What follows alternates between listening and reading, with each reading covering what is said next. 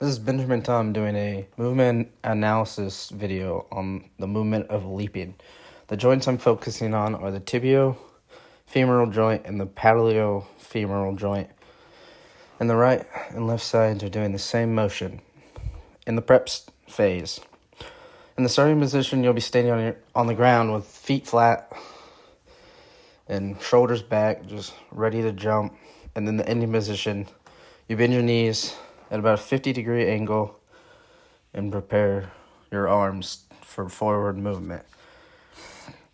In joint 1, the movements will involve flexion of the thigh at the knee.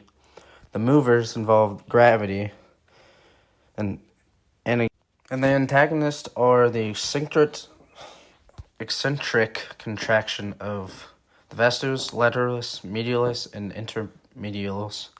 And then joint 2 still has flexion of the thigh at the knee, with the gravity as the mover, and the antagonist as eccentric contraction of vastus, lateralis, medialis, and intermedial.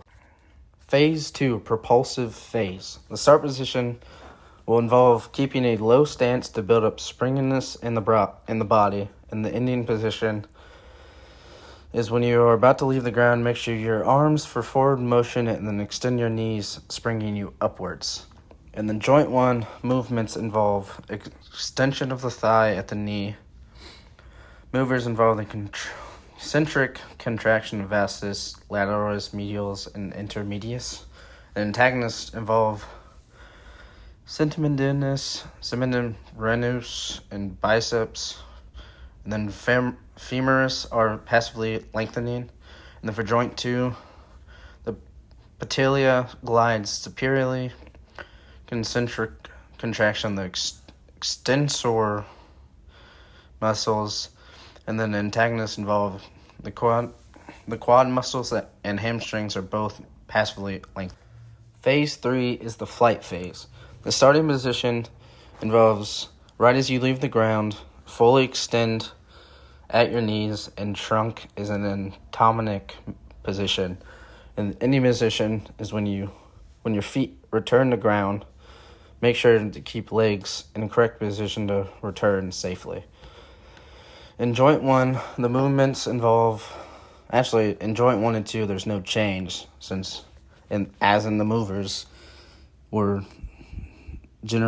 movement generates a leap into the air, and then gravity will bring you down. So then our antagonist for both joints is gravity. Phase 4, the landing phase. Starting position is similar to the last one, because it's when you return to the ground, keep an extension at your knee, and trunk in an anatomic position to be structurally sound. And then in the ending position, you'll have your knees flexed a little more to be stable, and then keep your arms out and trunk prep so that you don't fall over. And then in joint 1, movements involve flexion of the thigh at the knee. The mover is gravity, since you'll be landing. Antagonist, an eccentric contraction of vastus, lateralis, medialis, and intermedius. And then for joint 2, the patella glides inferiorly. The mover is gravity, and the antagonist eccentric contraction of vastus, lateralis, medialis, and intermedius.